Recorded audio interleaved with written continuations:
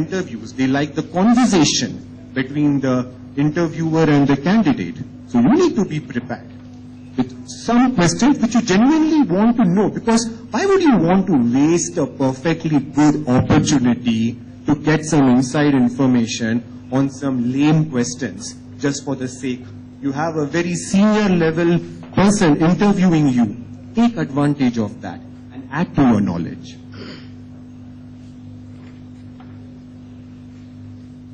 Before we go into the attire part, I just want to take a small pause here, because I have been speaking for so long and I have been told by the other mentors that you guys are a very, very enthusiastic bunch. So I'm going to recap what we have seen in the other slides, which is the heart of preparation. Know yourself, know the company, know the job, know the questions you will be asked, and know the questions you are going to ask. Before we talk about attire and logistics, does anybody have any questions, anything they want to ask? I'm sure you guys have something to ask. Any questions? All right, we'll proceed. Dress. Now, as far as the attire is concerned, there is honestly no one right answer. When I used to be in India, I used to travel in those crowded trains you all have seen in Bombay, in my suit, all sweating, but I had no choice. That was the formal attire in India. When I began working with Microsoft in US, this is the first time I have worn a suit in 9 years. It depends upon even the industry, you know. If you go to your IT companies, you know, they may have a much more casual culture. If you go to the Kenyan commercial bank and apply for a job there, they might be much more rigorous about these things. So the key is being very clear about where you are applying, what is the kind of job, and what is the right culture in that kind of an organization, city, country, or industry, and accordingly make the adjustment. Which is why, of all these 4 points, honestly, I think the mindfulness is the most crucial point. Because if you're mindful, if you see what is happening, if you see what is considered as acceptable, you will automatically be careful around the appearance, the culture, the attire, the accessories, and the grooming. And the last piece, logistics. Fun fact, us mentors, in the night when we had to go back to the hotel, our driver got lost twice inside the campus. So it is 8:30 in the night, he goes down some portion of the campus, he suddenly realizes that is the wrong way, he does one of those funky U-turn, 3-point turns. All of us are scared because there are like big gaps and big pitches out there. So imagine if all of us were going for an interview. How would that have gone?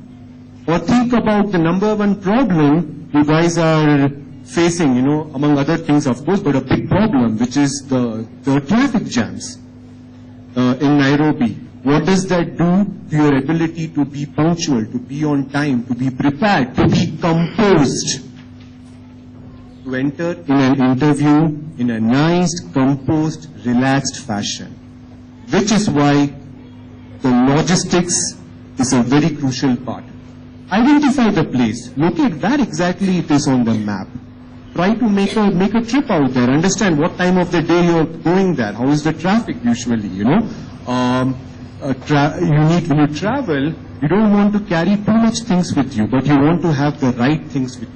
What are the right things? Copies of your resumes, you know, references, extra pens, you know, some contact numbers in case something emergency happens. It's being prepared. And most importantly, if for whatever reason you are unable to make it for the interview, cancel. Cancel respectfully. Cancel early, cancel respectfully. Let them know so they can make contingency plans, and let those contingency plans involve you being called back for another interview time. The contingency plan should never be, oh, this guy didn't show up, so I'm going to go and hire somebody else. That is a bad contingency plan. That is not the contingency plan which we want. We want the person to say, okay, fine, you're stuck, no problem, we can have the interview rescheduled. So that in essence are some of the key elements of preparation. And now we move on to the actual presenting part. Again, any questions, guys? I really want this to be an open two-way conversation, doubts, questions, clarifications, and if you have none for me, please make it a point to raise them with your respective mentors, because these things, you are tomorrow going into a mock interview. So a lot of these elements are something which actually you will need to put into practice. Okay. You never get a second chance to make a first impression. Let's be very clear on that. You might say, it's tough, man, if only the interviewer got to see me, know me better. And yes, many good interviewers will modify their opinions over time and they will change, but when the moment you walk, forget the moment you walk, from the time you have that first call, you schedule the interview, down to the time you walk into the room, they are already creating an impression about you. How is this candidate? Is she punctual? How is her demeanor? Is she being respectful? Is she being confident? And then everything after that are basically adjustments to that baseline impression they have already created about you. So never ever forget the fact that you never get a second chance to make a first impression. Body language. Here, I would like to quote a very interesting statistic. I'll pause for a moment and give you all a chance to just take this in, and then I will break it down for you. What this statistic basically says is the impression which you have on the interviewer, almost 55%, half of it is completely driven by the body language. How did you walk in? How did you sit? How was your demeanor? You have roughly 38% depending upon your tone, your pitch, your voice. Can the interview hear you? Are you mumbling? Are you being too loud? Am I being too loud? I hope not. And 7% is what is driven by the content. Now personally, I have some, I would say, a slight difference of opinion. I do believe that these two, that 7% may be on the lower side, but I do agree that how you say it in terms of your body language, how you say it in terms of your tone, your pitch, your voice, your modulation, makes a huge difference to the message. They say the medium is the message. The message is never the message. The medium, how you say it, it really matters. Okay, now this is not a post-lunch dessert or snack advertisement. The point I was trying to make here is ice cream is ice cream, okay? The fundamentals are the same. You have your egg, your milk, your cream, but it comes in different flavors depending upon the preference of people who like that. And the same way even works with interviews.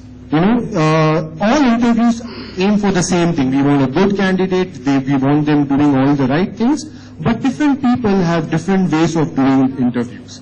So for example, one would be the type of interview. You could have a phone interview. You could have something which is face-to-face, which is the more common ones. And now with the one which is becoming increasingly common, and you got a flavor of that today morning when you were speaking with the Mac employees, was the video conference. Because now and more we are living in a world where sometimes it is physically not possible to first meet up, get to know, and then make the offer. So people use all available technology at their disposal. And which is why you have now video conferencing. People may use Skype, for example, to really get to know you and understand you. One more place is the kind of outcomes they are tracking for. So one would be the approach of the audition. So how many of you have seen those consulting interviews? What happens in that? As a consultant, you are expected to go into a company and help them solve their problems. So in an audition, what might happen is they'll come to you and they'll say, okay, fine, we have this art gallery. This art gallery is not making any money. Government is trying to reduce the funding. If you were going to go there as a consultant, what would you advise them to do? So they want to see how you are thinking. And that is where the beauty of the case study, the company business study, which you guys have been working, really helps you out. Because you people have literally acted like a business owner. You have taken a business problem. I need to create a product, which is great for the economy, which is great financially, and I need to think about all its aspects. So in a way, you are already preparing for the audition interview, solving real life problems. Let's talk about stress interviews. They put you in a room. We heard about that today morning. They put you in a room. They give you an immediate thing. They say, okay, all of you guys need to resolve it. This is the time. The clock is ticking. They need an answer. They sometimes get aggressive. They push you back. They say your answer does not make sense. What do you do then? Again, you are getting a flavor of that in today's, in the training you're going through the past days, because you are going through the case preparation. You are engaging each other on the Yammer case. And lastly, you will be making a presentation of your group business in front of a jury tomorrow, where they will be asking you tough questions, but the good news is it is a safe environment. Again, you're getting the practice to experience this kind of stress interview outcomes. And lastly, you have informational. You go and meet someone and you say, okay, tell me something about yourself. What is your career? What is your experience? How are you? What exactly have you done? What can I learn from you? And this is something you're literally doing every day, every moment. When you're interacting with the person who sits next to you, when you're interacting with your mentor, when you go for lunch at the table of another mentor, you're gathering information. You're asking all the sensible, right questions from them. Again, a practice. So these are the various interview outcomes. And last but not the least, the kind of interviews. You have three: one-on-one, face-to-face, traditional since the dawn of mankind. You have the serial interview, very popular. What happens here? There are two things. You sit in one room and literally one after the other, one after the other, one after the other, you have interviewers coming to you and asking you questions. Or you are constantly shunted from one interview to other interview because they want to see how you manage the stress, how consistent you are, how you are able to keep your energy and momentum, and how you are able to answer different kinds of questions. And last but not the least, the panel interview. And the panel interview is exactly what you will be all going through tomorrow. When you will be standing in front of 12 or 13 of your colleagues, standing or sitting. Depends from, maybe some people want to do a stress interview and they may ask you to remain standing. Now I'm not giving anybody any ideas out here, just for the record. So the panel interview, and let me just, we were talking about it as mentors. So what can we think about the panel interview? At the end of the day, the panel interview, the interview which all of you will be going through tomorrow, is nothing more than a lot of individual interviewers who are sitting together. So you should never ever think of them as a mob. Oh my God, there are 12 students, and your eyes just swivels across those 12 students, and you get nervous. No, you look at one student. He has asked you a question, you answer that. Look at the next student, third, fourth, fifth. Make that personal connection. That is the way you would manage a panel interview, and it's exactly the same thing you would do when you go for a real interview. So again, all these skill sets which you see are something we are trying and hoping you are experiencing during the coming days and the days which have gone by. Now I spoke about the fundamental ice cream not changing, and that gets down to the kind of questions which are asked. This is an area which has been covered in depth during the mentoring, individual mentor classrooms, where we have spoken about the common questions, the difficult questions, the uncomfortable questions. But a couple of these are so important that we will be separately addressing them at the end of this room. So hang in there, but keep in mind all the questions which you saw when you were in the classroom. Now, the last piece we talk about interviews.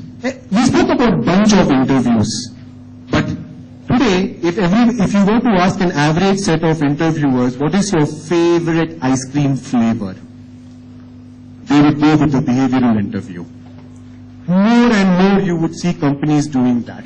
Now the question is, why behavioral? What is so special about this flavor which they're not getting from the rest? There are a lot of things which go. The best part about the behavioral is, it is standardized, it's systematic. You have a certain set of questions and you ask the same questions to every single candidate.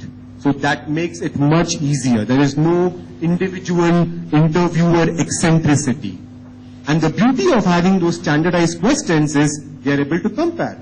They will look at your response. They will compare it to your response. And then they are able to make a better decision. And the third very interesting aspect about behavioral interviews is they use the power of examples to figure out or to pull out behaviors which they think are important to succeed in their company. So let us say their company is a culture where teamwork is super important, where everybody has to work as a team. There is no room for individual high flyers. So one of the questions they would be asking is, tell us about a time or give us an example from your past experiences where you have managed conflict in a group setting, which is going to happen if you always work in a group, and we need to understand how that happens. So more and more you will find people using this method because it uses the power of examples, the powers of stories, the stories which each one of you has been crafting in your respective classes, and this directly reaches out and wants to grab those stories and see what behaviors those stories reflect in a very standardized fashion. One more thing you will have seen in the session with your individual mentors are various frameworks. For example, we had the Porter 5 Forces framework, we had the 4P, we had the SWOT framework. Many of you saw PARC, problem, action, resolution, knowledge learned. This is one more framework which is very similar to PARC, which some people use to structure their stories and answers. Now you must be wondering, man, this is way too many frameworks. Why can't we just have that one silver bullet, the one thing which pretty much will help me answer any interview question under the planet?